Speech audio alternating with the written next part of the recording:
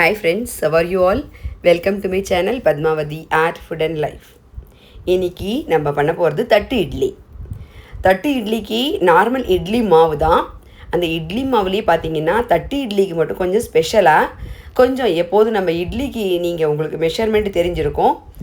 இல்லைனாலும் நான் இதுக்கு முன்னாடி உள்ள வீடியோஸ்லலாம் போட்டிருக்கேன். இட்லிக்கு எல்லாருக்குமே மெஷர்மெண்ட் தெரியும். ஸோ அந்த மெஷர்மெண்ட்லேயே நம்ம உளுந்து கொஞ்சம் கூட போடுறேன்.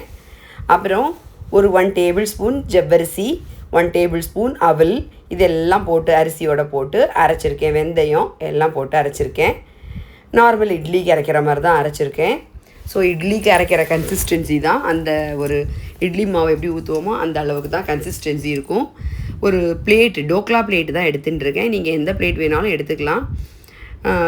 குக்கர் பிளேட் மாதிரி கூட இருக்கும், அது கூட எடுத்துக்கலாம் நீங்கள். அந்த டோக்லா பிளேட்டில் ஃபுல்லாக நல்லெண்ணெயை நல்லா ஸ்ப்ரெட் பண்ணியிருக்கேன். அதனுடைய விளிம்பு வரைக்கும் நல்லா எண்ணெயை ஸ்ப்ரெட் பண்ணிக்கோங்க. சைடில் வரம்பில் எல்லாமும் நல்லா எண்ணெயை ஸ்ப்ரெட் பண்ணிவிட்டு அதுக்கப்புறம் ஒரு 4 இட்லிக்கான இது ஊற்றலாம். என்னோடய தட்டு பெரிய தட்டாக இருக்கிறதுனால இந்த தட்டு இட்லியில் நீங்கள் சின்ன தட்டாக இருந்தாலும் வச்சுக்கலாம். குட்டி தட்டு இட்லி ரொம்ப நல்லாயிருக்கும், அது மாதிரியும் பண்ணிக்கலாம்.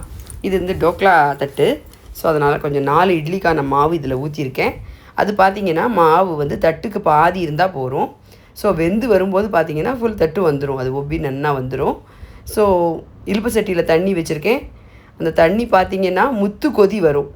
முத்து கொதி வரப்போ நீங்கள் அந்த இட்லி தட்டை கொஞ்சம் தண்ணி சுடணும். தண்ணி சுட்டதுக்கப்புறம் தான் தட்டை வைக்கணும். தட்டை வச்சு ஒரு மூடி போட்டு நல்லா மூடிடுங்க. குக்கரில் வச்சிங்கனாலும் அப்படி தான். குக்கரில் வச்சுட்டு விசில்லாம் போடாமல் ஜஸ்ட்டு மூடி மட்டும் வச்சுருங்க. அது ஒரு 15 to 20 மினிட்ஸ் வரைக்கும் நல்லா வேகணும்.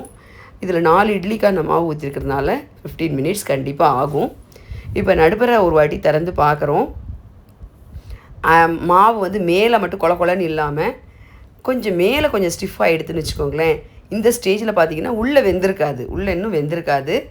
நடுப்புற மிடில் ஸ்டேஜில் பாதி வெந்துன்னு இருக்கிற ஸ்டேஜில் நான் இதில் இட்லி மிளகா அப்படியே ஸ்ப்ரிங்கிள் பண்ணுறேன். நீங்கள் வேணும்னா கார சட்னியோ, தக்காளி சட்னியோ, வெங்காய சட்னியோ, புதினா சட்னியோ, ஏதோ ஒரு சட்னி இது மேலே இந்த ஸ்டேஜில், அதாவது உள்ளே வெந்திருக்காது மேலே மட்டும் வெந்திருக்கும், அந்த ஸ்டேஜில் இது மேலே போட்டு நல்லெண்ணெய் ஊற்றி ஃபுல்லாக ஸ்ப்ரெட் பண்ணி விட்ருங்க. இப்போ இந்த ஸ்டேஜில் ஏன் ஸ்ப்ரெட் பண்ணுறோம் அது மாதிரினாக்க, இது பாதி வெந்துட்டு இருக்கிற ஸ்டேஜில் ஸ்ப்ரெட் பண்ணும்போது உள்ளுக்குள்ளே அதனுடைய காரம் இதெல்லாம் நல்லா உரைச்சிண்டு, மசாலாலாம் உள்ளே உரைச்சிண்டு ரொம்ப சூப்பராக இருக்கும்.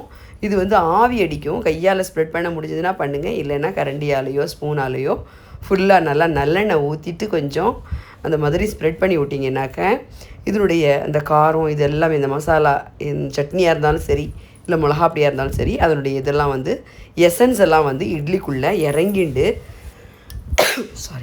ரொம்ப நல்லா இருக்கும். ஸோ அதனால் இந்த ஸ்டேஜில் நான் நல்லா தடவி ஃபுல்லாக ஸ்ப்ரெட் பண்ணிட்டேன். அதில் நல்லெண்ணெயும் கொஞ்சம் ஓரத்துலலாம் நல்லெண்ணெய் ஊற்றிருக்கேன். ஏன் ஓரத்தில் நல்லெண்ணெய் ஊற்றினேன்னாக்க அந்த தட்டுலேருந்து ஈஸியாக எடுக்க வரும். அப்போ தான் இட்லி நல்லா வெந்ததுக்கப்புறம் பார்த்திங்கன்னா அந்த தட்டு ஓரத்தை மட்டும் இது பண்ணி விட்டோம்னாக்க ஓரத்துலேருந்து அழகாக ஈஸியாக எடுக்க வரும். நடுப்புறையும் எண்ணெய் தடவி இருக்கும், இருந்தாலும் அந்த ஓரத்தில் தடவினாக்க டக்குன்னு ஈஸியாக எடுக்க வரும் இட்லி. அதனால தான் இப்படி இதுமாரி ஃபுல்லாக சட்னியாக இருந்தாலும் சரி, மிளகா அப்படியாக இருந்தாலும் இந்தமாரி ஸ்ப்ரெட் பண்ணிவிட்டு அதுக்கப்புறம் மறுபடியும் மூடியை போட்டு மூடி இன்னும் ஒரு 2-3 மினிட்ஸ் வேய்ங்க. உள்ளே வேகிற மாதிரி, உள்ளே வேகணும் இல்லையா? ஸோ அதனால் இன்னும் ஒரு 2-3 மினிட்ஸ் வச்சுட்டு அதுக்கப்புறம் திறந்து பார்த்திங்கன்னா நல்லாவே ஸ்ப்ரெட் ஆகி சூப்பராக உள்ளே வரைக்கும் இறங்கியிருக்கும். இப்போ நீங்கள் 4 இடத்துல அதுமாரி குத்தி பார்த்திங்கன்னா உங்களுக்கு கத்தியோ ஏதாவது ஷார்ப்பான இதில் குத்தி பார்த்திங்கனாக்கா உங்களுக்கு தெரியும், துளி கூட ஒட்டாமல் வந்திருக்கு பாருங்கள். அப்போ உள்ளே வெந்துடுத்துன்னு அர்த்தம். ஸோ இந்த ஸ்டேஜில் அதை நான் 4ஆக கட் பண்ணி சர்வ் பண்ணியிருக்கேன். தட்டு இட்லி ரெடி. இது ரொம்ப ஈஸி அண்ட் சிம்பிள். எல்லோரும் கண்டிப்பாக பண்ணுங்கள். முழுசாக தட்டு இட்லி சாப்பிட முடிஞ்சாலும் சாப்பிடுங்க, இல்லை பெரிய தட்டு இட்லியாக இருந்தால் அதை மாதிரி கட் பண்ணி இந்த மாதிரி சர்வ் பண்ணுங்கள். 2-3 மினிட்ஸ் வச்சுட்டு அதுக்கப்புறம் ஆறுனதுக்கப்புறம் இந்த மாதிரி அதை எடுத்திங்கன்னா ஈஸியாக எடுக்கிறதுக்கு வரும். கொஞ்சம் ஆறுனப்புறம் தான் எடுக்கணும், சூடாக எடுத்துடாதீங்க. ஸோ தட்டு இட்லி ரெடி. எல்லோரும் கண்டிப்பாக பண்ணுங்கள். Okay, please subscribe my channel. Thank you.